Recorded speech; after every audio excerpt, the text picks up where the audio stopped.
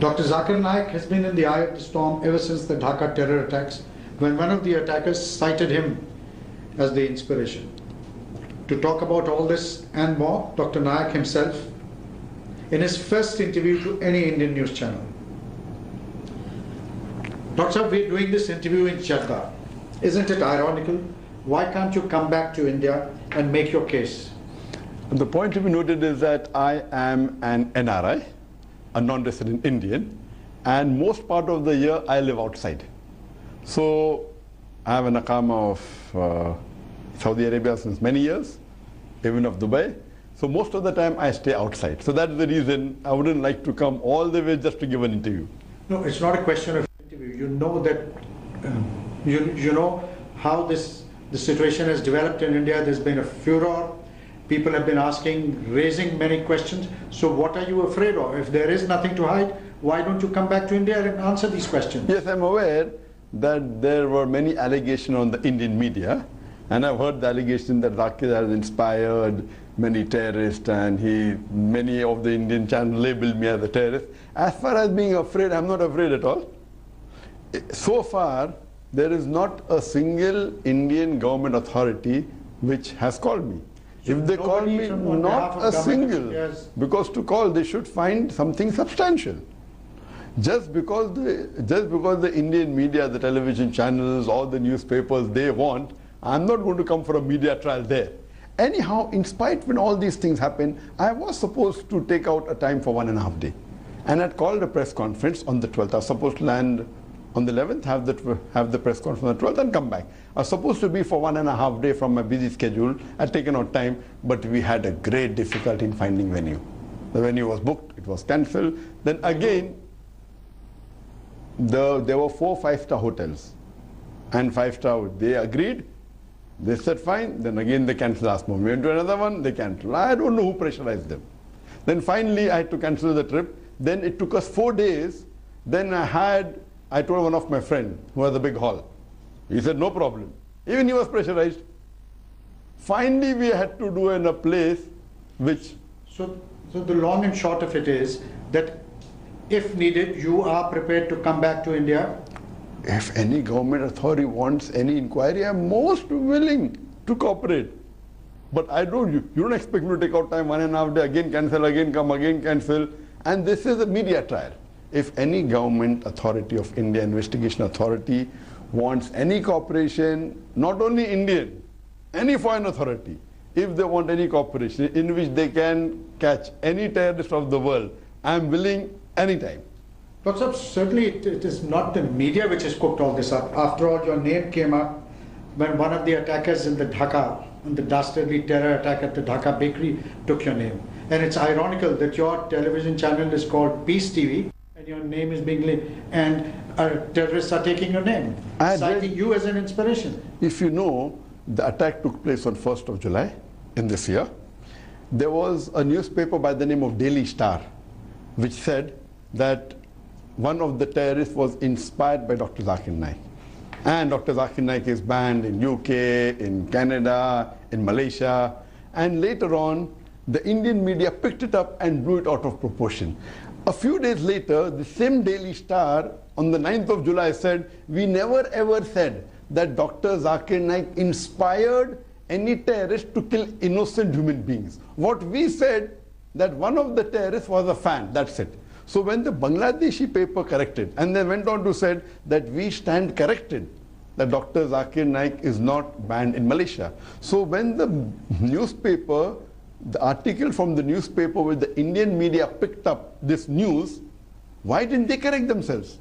So this shows the double standards of the Indian media. No, the Indian media... How it started? It started from an article that came in Daily Star on the 3rd of July, right? But the Indian media, let's be fair, the Indian media is also focusing on some of your speeches. And let's talk of your speeches. Can you deny that words and language used by you in your speeches is liable to spread disaffection, in fact, hatred amongst communities? I have seen, there is not a single lecture of mine, if not taken out of context, will ever spread hatred. All my speeches bring communal harmony. It brings communal harmony between the various sects of Muslims. It brings communal harmony between the various religions of humanity, Muslims, Hindus, Muslims, Christian. What the media has done, they have done a devilish thing. They have picked up my sentences out of context. They have quoted half my sentences. And some of the clips shown are doctored. Imagine if I have to take your interview and if I ask you that how is Hitler? And if Hitler is not good, I chop off your knot and say Hitler is good. It is doctored. That's what the Indian media has done. What they do, they take half my sentence. And if I do the same thing, all these journalists... Okay, so let's speak specifics. Did you or did you not say that, that it's justified to become a terrorist? Never ever. I challenge anyone to point out a single paragraph of my speech. In your reference to America? Never ever, never ever. It's, as I told you, some clips are doctors, some clips are doctored, most of them are out of context, and many of them, they're half statements. I challenge. What I would say that the Indian media, when they pick up any sentences, they should see the full lecture. You can't pick up out of context. And I challenge one journalist who has spoken against me. If he says and say, I've seen the full lecture. If they pick up 5 clips, have they seen the full 5 lectures? Anyone with an unbiased mind, and I challenge them to show the full lecture of mine. I challenge any media to show the full lecture of mine and then say, is it right or wrong? You say, you claim that you're a pacifist, you are working to bring about harmony. But when you run down other religions, when you say that eating prasad is un-Islamic, when you start, running down, picking holes in the theology of other religions, how is that promoting harmony? Regarding the allegation that I run down other religion, I challenge anyone to point out any statement in context of mine where I run down other religion. In fact, Quran is very clear. Quran says in Surah Anam chapter number 6 verse number 108 that revile not, abuse not those gods who they worship besides Almighty Allah, lest in the ignorance they will revile Allah subhanahu wa ta'ala. I have never run down any religion because that is against the Quran. Yes, if you ask me a question, can a Muslim eat prasad? I said, no, Muslim can't eat prasad. And I give the reference. Yes, I'll give the reason. And I give the reference. It's mentioned in the Quran in no less than 4 different places. In Surah Baqarah chapter 2 verse number 173. In Surah Ma'idah chapter number 5 verse number 3. In Surah Anam chapter 6 verse number 145. And in Surah Nahl chapter 16 verse number 115. It says, Hurrimat alaykumul maytutu waddamu walamul khinzir. Wama uhilla li ghayril bi. Forbidden for you for food are dead meat, blood, and flesh of swine, and any food on which any name besides the name of Almighty Allah is taken. So in Islam, a Muslim is not supposed to have food of anyone, any name. Even if the name of Prophet Muhammad, peace be upon him, is taken on the food, you can't have it. If any name besides Allah's name is taken, it's prohibited. No, this is my religion and the Constitution of India. Do you realize that this is liable to be misunderstood, that leads to... But I cannot change my disaffection according to the Article 25 of India. I am following the Indian Constitution. Indian Constitution says in Article 25, every citizen of India has the right to follow, practice and preach his religion. I am following my religion. Same way if a Hindu thinks, I don't want to have beef, that's his belief. I as a doctor, I know eating beef is good. But if he says he doesn't want to have beef, that's his prerogative. I will not say running down Islam. Doctor, you've been away from India, but do you realize that people back home in India are likening you to Praveen Togadia and Sadhvi Prachi? They say that your speeches are provoking communities, creating discord. I challenge any channel to show the full speech of Praveen Togadia and full speech of mine and let the audience decide. What is happening in the news channel, the anchor person, he is the lawyer, he is the judge, and he is the jury. I challenge any of the top journalists who have a good rating. If they want to have a good rating, or not the small one, I don't waste my time. I challenge any journalist. And one of them, I don't want to name them, I don't want to make them famous, that let's have a debate that who is more beneficial for the society, Zakir Naik or the journalist. Let's have a debate, 1 hour he speaks, 1 hour I speak, a half an hour debate, and then half an hour rebuttal, he speaks, half an hour I speak. Let there be a question and answer session for 1.5 hours. Let there be a fair hearing. In the news channels of India, what they do, that the anchor person is supposed to be neutral. There are very few journalists that I saw regarding myself. One was Karan Thappar. I found him that he was very neutral, though the information given to him was also wrong. Yet, when the argument was given by lawyers on the panelists, for example, Soli Saurabh ji, and there were other people, he repeated the argument without thrusting his view. What happens on the Indian TV, they start and say, okay, now we are going to prove that Dr. Zakir Naik is a terrorist. And they get 3 people for 3 people again. Dr. Naik, it's very easy to blame the media. I mean, the messenger is always the one who gets blamed first. But in your speeches, I'm quoting from your speech, in one of your speeches you defended the concept of suicide bombers in certain situations. Now, is this not a support for ISIS? Never ever have I defended suicide bomber as a whole. I made it very categorically that any suicide bombing in which innocent people are killed, it is totally prohibited in Islam. And they are quoting out of context. Let them show the full lecture. Let them show the full question answer. A lot of people believe that your speeches actually inspire young men to take to terror.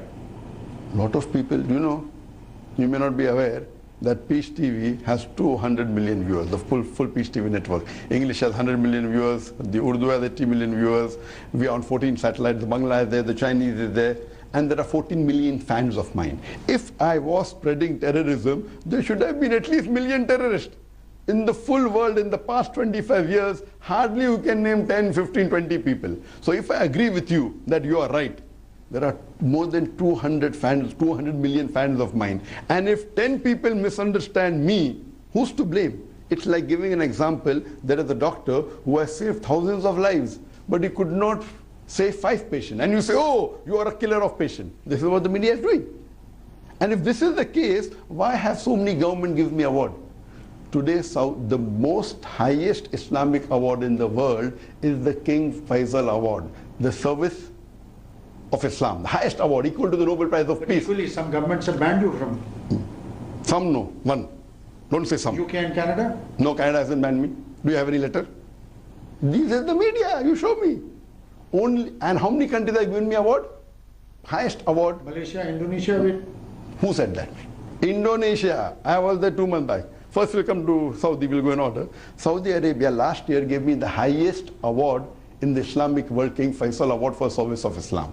I also got the second highest award of the Islamic world from the Dubai government, the Dubai International Holy Quran Award 3 years back. I got from Malaysia 3 years back the Toko Mahanijri Award, which is normally given to a local Malaysian. Once in a blue moon it is given to a foreigner. In the last 25-30 years, I am the 4th foreigner who got it. So India should be proud that out of 4 international people, I am one of them who got that award.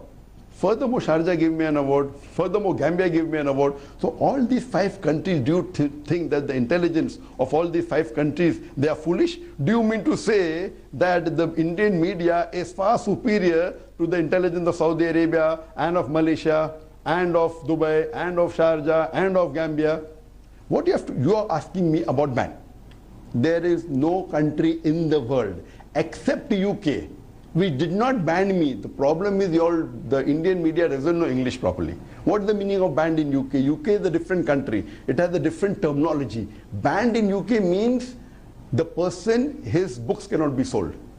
His speeches cannot be heard on television. The Peace TV is uploading from UK, from London. You travel to London. I am giving you the definition of banned. I am educating you. What is the meaning of banned in UK according to UK terminology? That my lectures cannot be telecast, it's being telecast in UK. My books cannot be sold, it's being sold. The right word for UK is excluded. If the journalists of India don't know proper English and they don't do their research, you go and see in the constitution of UK what is the meaning of banned. Banned means besides being not allowed to enter the country, your books cannot be sold and your lectures cannot come on any television channels. I am excluded. Excluded means they said that Zakir is detrimental for the society. And what is the context? I have the original letter. In the letter, Theresa May, if you know the background is in 2009, the head of the anti-terrorism department, his name is Charles Farr. He sent officer and they approached me and they told me, Mr. Naik, you can reach those Muslims who we can't reach because you're popular. I said, yes. Can you help us? I said, I'm aware that there are certain Muslims who are youngsters who are misguided. And I'm aware there are some misconceptions about Islam in the UK government. I am willing to help you under two conditions. You should not ask me to do anything against the Quran and the authentic teachings and the sayings of Prophet Muhammad. And the second thing, I don't want your money. And they agreed. But few months later, in 2010, when the election took place, Labour Party lost and the Conservative came. When Conservative came, 3 weeks coming to power, in less than a month, the Home Secretary who was there that time, Theresa May, who has become the Prime Minister now, the first Muslim that she excluded is Dr. Zakir Naik. I was going to give a lecture in Wembley, in big auditoriums, in London, and I've been to UK several times. I had a 5-year valid visa, which was issued in 2009. It was a multiple entry visa. In 2010, they sent an official letter that you are excluded. And they gave me some clips of my speeches. I'll just mention to you one, for you to realize why has she excluded me. She said that you had given a speech in UK saying, and she quoted, that I condemn the attack of 9/11, where 3,000 Americans were killed. I also condemn where more than 50 people were killed in London tube bomb blast. I also condemn more than 180 people who were killed in the train serial bomb blast in Bombay, India. But I also condemn the thousands of innocent people killed in Afghanistan, Iraq and Palestine. So the Home Secretary feels by me adding, and I was careful. When I used the word thousands of people in Afghanistan, I prefixed the word innocent. When I said Americans, London, Bombayites, I didn't prefix the word innocent. I went out of the way so that no one lays an allegation that Zakir is supporting certain terrorists. When I put this clause, I'm asking you a question. You reply to me. Is this statement right or wrong? I condemn the thousands of innocent people killed in Afghanistan, Iraq, as well as Palestine. I'm asking the question. What is wrong in that statement? Look, it's for authorities to decide. Forget authority. I'm asking you as an honest journalist. No, prima facie, there's nothing. Correct, nothing. So what authority to decide? There's nothing. She quotes inverted commas. Now, if they feel such speeches, that means killing Americans is a crime. Killing innocent Afghani is not a crime. Killing innocent Iraqi is not a crime. Killing innocent Palestinian is not a crime. So I'm asking you, because of this, I'm asking, when you said it is not a crime, why have they excluded me? In writing it is there. And anyway, this exclusion, when I asked my lawyers, they said for 3 years. Technically, I can apply again. I won't apply. I don't want to. Why should I waste my time? On the question. So, coming on any other country, there's no other country in the world which has banned me. You laid an allegation, I'm banned in Indonesia, I'm banned in Malaysia. In Malaysia, yes, there were certain Hindu organizations who wanted me to be banned. The government gave me, after they protested that Zakir should be banned, they gave me an award, the highest award of the country. I've been called by the king. I was just there in April. I met the Prime Minister, I met the Deputy Prime Minister, I met the Home Minister, I met the Religious Minister. I met 14 cabinet ministers and chief ministers and the king in a span of 4 days.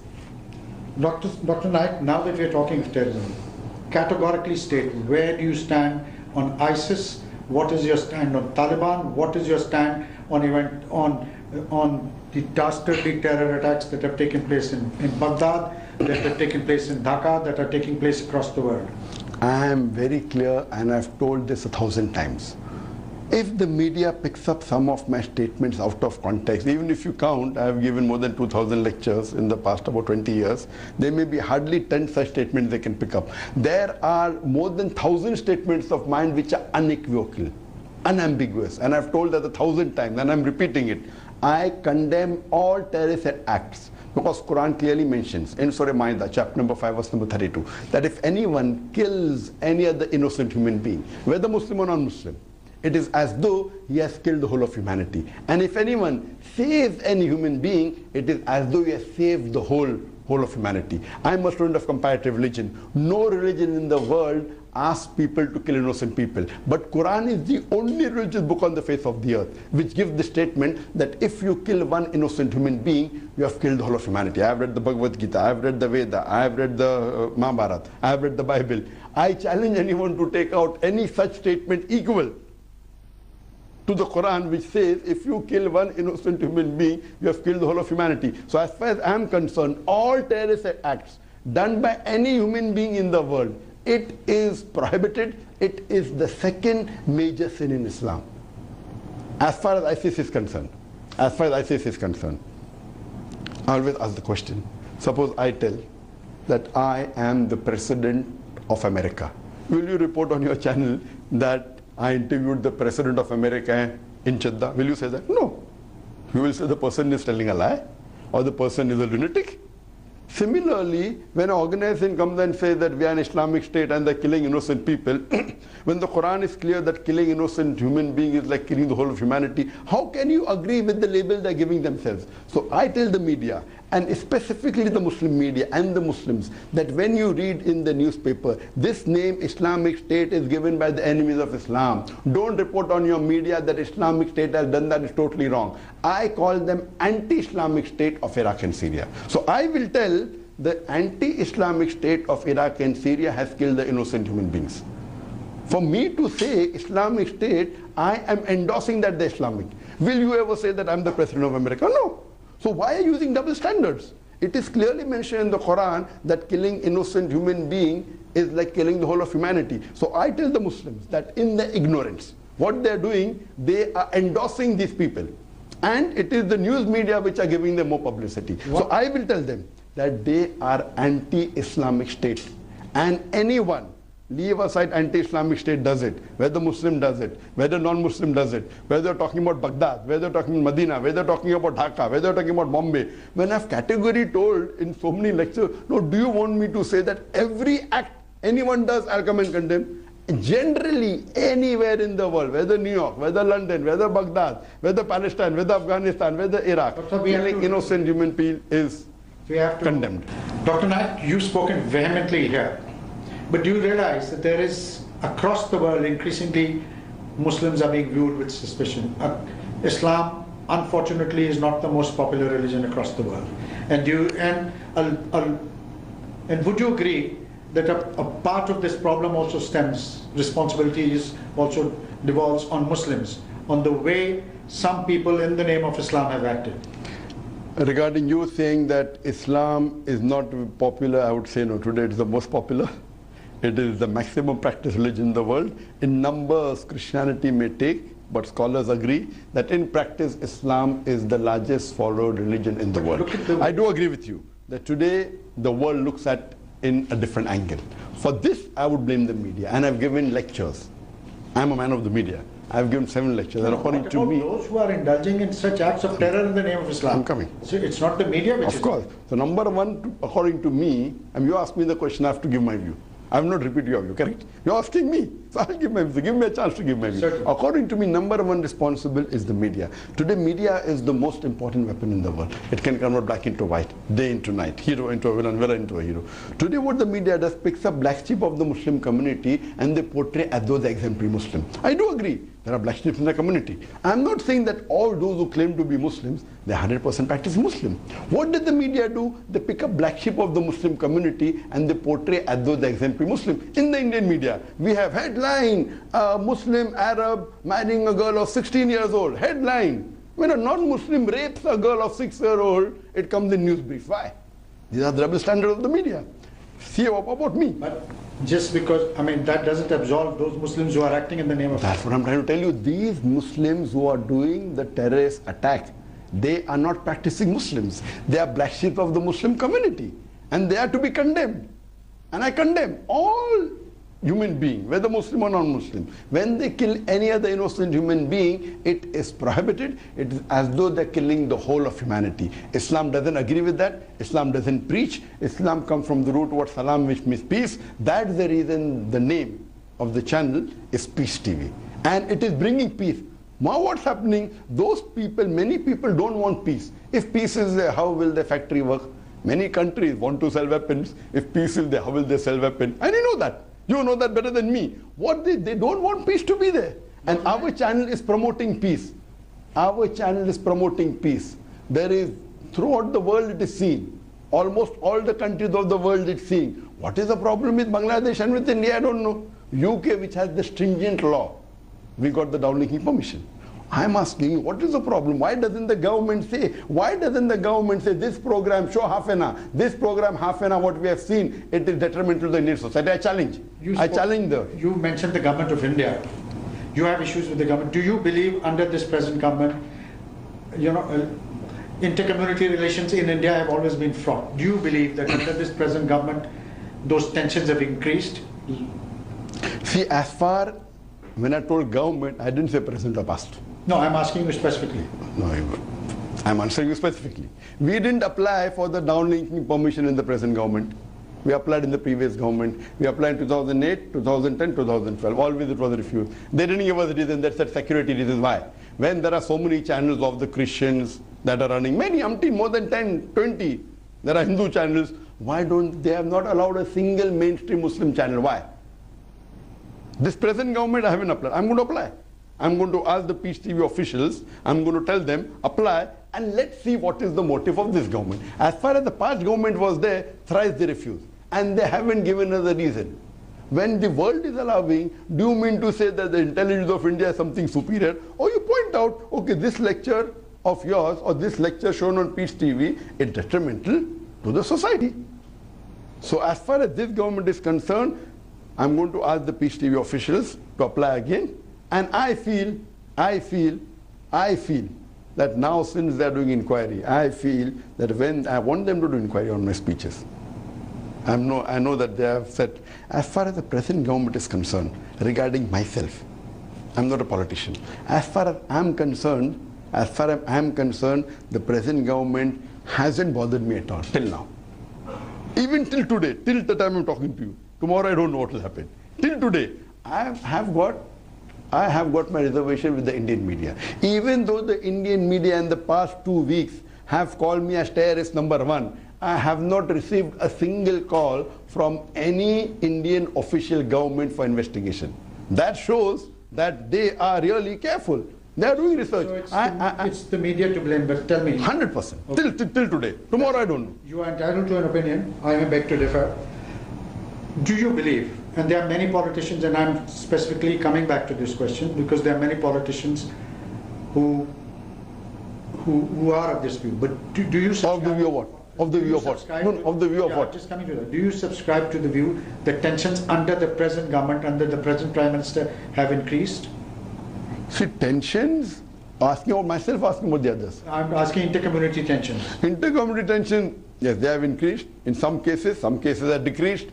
I am a specialist of Islam and comparative religion. You spend a lot of time in the Middle East. The Prime Minister has been on an outreach program. Yes.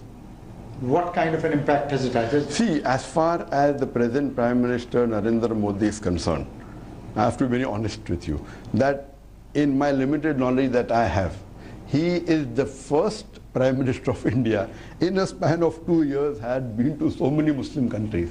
Out of the country he went to 50%, 3 Gulf countries. He went to Saudi Arabia, Qatar, UAE, the 3 most powerful countries of the Gulf countries. Actually, he went to Pakistan. Yes, and I'm coming. He went to Pakistan, he went to Afghanistan, he went to Turkey. He has gone to the central Russia. He has gone to Uzbekistan, so many countries. So, if his intention is to increase the relationship and better the relationship of India with the other Muslim countries, to increase the relationship of the Hindus and the Muslims, I'm for him. And that's good. So if his intention is to get communal harmony between the second and the third largest religions in the world, Hinduism is the third largest followed religion in the world. Islam is the second in terms of number. In practice, it's #1. So if he's trying to get these 2 large communities and he's trying to build communal harmony, I'm for it. And in reciprocation, we saw that the king of Saudi Arabia, King Salman, gave him the highest civilian award. So if the intention of King Salman is that by giving an award, India and Saudi Arabia come closer, that Muslims and Hindus come closer, I'm for King Salman. If the intention is important. So I believe that I don't know of any Indian Prime Minister in such a short span has gone to so many Muslim countries. So I'm for it because Quran says, Quran clearly states in the Quran Surah Imran, chapter 3, verse 64, Ta'alaw ila kalimatin sawa'in bayna bainakum. Come to common terms as between us and you. So if I have to look in my perspective that the relationship, if is going to make it better, I'm for it, as far as this is concerned. In politics, I'm not a politician. My field is Islam and comparative religion. In the course of the interview, you've spoken of the kind of influence that you have. There are issues. India has the second largest population of Muslims in the world. There are issues that beset the community. There are issues that, don't you believe there is time for reform? Why don't you address issues with regards to status of women? There's this issue of a verbal triple talaq.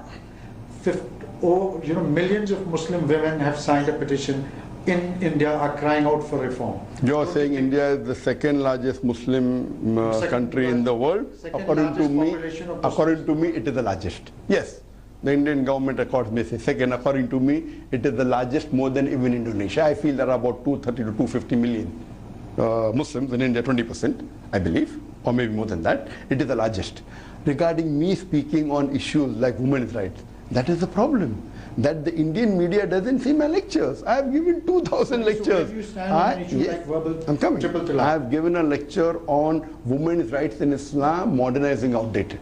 Regarding triple talaq. Now you're asking me a question, I'll give you answer. Now when I give answer, some Muslim will feel offended. As far as triple talaq is concerned, if you read the Quran and say hadith based on that, if someone gives triple talaq in one sitting, according to me it is counted as one. I know there are different schools of thought in Islam. In Islam there should not be any sect, but there are difference of opinion in scholars. I believe in that group of scholars that if you give triple talaq in one sitting, it is counted as one. That is my understanding of the Quran and the hadith. Many Muslims don't like it. Now when I give an opinion, they say Zakir gives the fatwa. I'm giving an opinion. I'm not a scholar. I'm a student of Islam and comparative religion. Now when I give, and I can give references, I know the time is short. In Surah Baqarah chapter 2 verse number 228 it says that. It said in Surah Talaq chapter number 65. I can give references. For more details you can see my cassette. According to me, when you give triple talaq, it is counted as one. And Islam is one of the few religions which gives right that divorce can be given. Most of the religions you can't give divorce. So Islam says that if two human beings are not compatible, husband and wife. Conditions laid down. Of course there are conditions laid down. All the conditions I've discussed in my lecture. You can't give it on an SMS. That's what I'm trying to tell you. That there are conditions which you have to follow the Quran. And for that it will take time. But the conditions giving together, even if you give three together, according to me, it is counted as one. There's another demand which is very much in the news. There's a call for a uniform civil code in the country. Where do you stand on that? As far as uniform civil code in the country is concerned, if you have honest people on the panel, and if you allow me to speak on behalf of Islam, I'm not a scholar, I'm a student of comparative religion, I will prove to you logically. I agree with the Uniform Civil Code, but not be biased like how the media does or like what certain country does. Let's have an unbiased panel, and you'll come to know that the rules and regulations laid down in Quran are the best for humanity, and I've given talks on that. And I've proved it, that the rules and regulations laid down in the Quran are the best for humanity. I call Quran as the future world constitution. It is the most positive book in the world. It is a proclamation to humanity. It is a fountain of mercy and wisdom. It's a warning to the heedless. It's a guide to the erring. Are you not in favor of uniform civil code? If it's an unbiased panel, I'm for it. But if it's a biased panel, like how the Indian media is doing today, we should not have it. Because it's one-sided, taking out of context, not giving opportunity for clarification. If you have an unbiased panel, I, with my humble, limited knowledge of Islam, I will be on the board, one of the speakers for Islam, and I'll prove logically to the world that the teachings of Islam are the best for humanity. Therefore, I've given the talk. Islam, the solution for humanity. If this is the case, I totally agree. There should be uniform civil code. All should believe in only one religion. All should believe in one way of life. All should have common laws. But that law should be seen to it. It is the best for humanity. Dr. Naik, for taking time out and speaking to us, thank you very much. It's my pleasure.